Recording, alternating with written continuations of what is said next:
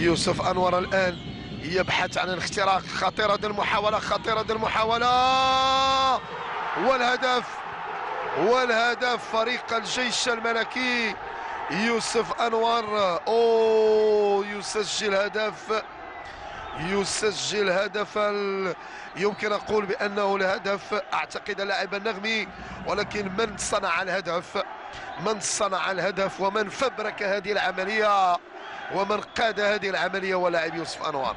إذا سنتابع، لأنه المهدي النغمي أعتقد هو الذي سجل.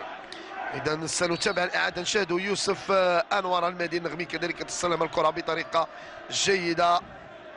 إذا النغمي ينضم أعتقد للاعب باتنا ويسجل 9. إذا سنتابع.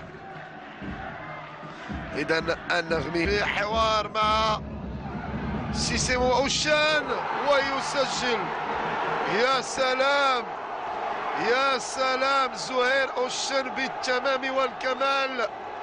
هدف بطريقة جيدة، هدف بطريقة رائعة. طريقة اللاعبين الكبار يسجل صراحة. نو كومنت على هذا الهدف. زهير أوشان حصر الكرة، ربد وروض. تسديدة لا تصد ولا ترد، تسديدة لا تصد ولا ترد كما قلت بدون تعليق. نو كومنت.